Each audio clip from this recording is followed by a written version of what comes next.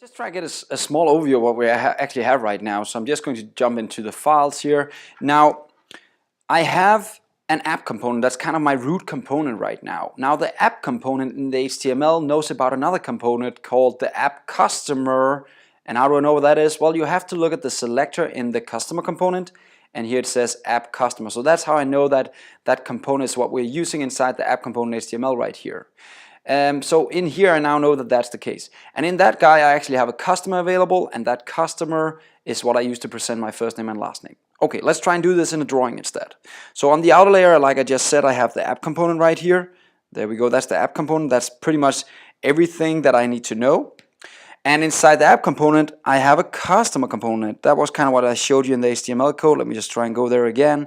Inside this app component HTML, I could see I have a customer component. And inside that guy, in the TS file, I know I have a customer class available right here. Now, that's fine. And notice I can actually initialize a single customer statically. It's still statically inside the code because I'm still putting in static information right here, right? But I'm initializing him inside the customer component. But that's a problem, because here's what I actually want to do now. I want to end up actually using a list right here inside the app component. So I'm going to create a list in one of the next lessons. And in that list, I wanted for each customer in the list, I want to create a customer component. That was customer component 1. Then I want to create another one right here. And that one is going to get the next guy. Then I want to create another one. And that's going to get the next guy. Now notice I have a problem now, because right now there's no way for me to set this customer from the outside. Inside the customer component, this guy's kind of hidden, so I cannot add him from the outside. I have to construct him in here with the this keyword.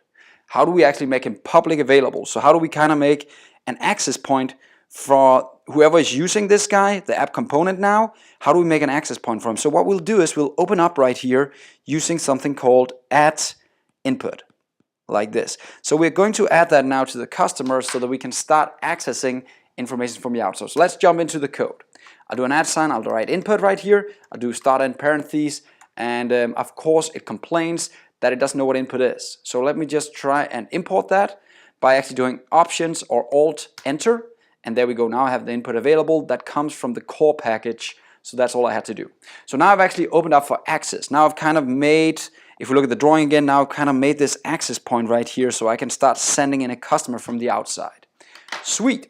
So let's try and do that. So what I want to do is I want to kind of just copy this constructor. I don't want it to be built in here anymore, so let's just remove everything from this constructor in the customer component. I'm going to jump to the app component because that's the guy. I'm here now. If you look at the drawing again, I'm out here now. That's where I want to create the first customer. Not in here anymore, but out here. So I'm going to, inside that one, just remove all this crap because that's from the calculator. And then I'm going to just paste in the constructor here. Now it doesn't know about a customer. So let's just call this customer from app component. And the name will make sense in a second.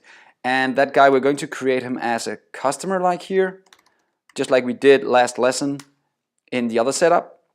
There we go. And now we have a customer from app component available right here. And Lynn complains a bit that I shouldn't have the spacing there, so let's just remove it. Let's save this. So now we have a customer component out here. So I just created, this guy is now removed from up here, and I've added him down here as a new component down customer down here. And now I want to kind of pass him in to this component, right? So that's the last step. And how do we do that? Well, when you want to pass stuff in to a selector or to a tag that you created in Angular, you use the square brackets. And notice it just helped me out, right? As soon as I do a space here, it helps me out. Do you want to pass something in? Yes, I do. I want to pass something into customers. What do you want to pass into customers? Well, I just created an object called customer from app component, which is this huge annoying name right here, right? So that's the guy I'm passing in now. He's being passed into the app customer as a customer. And if I open the app customer right here, as the selector says, there's actually a customer here. So that's the guy it's being passed into, right? So let's just see if this actually works right now. And there we go. Now we actually have the name. And notice it's not, I haven't written anything inside the customer component now. I gave the responsibility of passing stuff in to the app customer. So let's just, app component, sorry. Let's just put in Bob here again, save, and let's see if that gets sent all the way through. Now we have a component that's totally independent of whoever wants to use it, right? So anybody who wants to use this component can now go and create a customer. They just need to pass in the customer they want to show, right? That's very powerful. Let me show you in the next lesson where we start actually using a list to kind of create multiple of these guys. See you next time.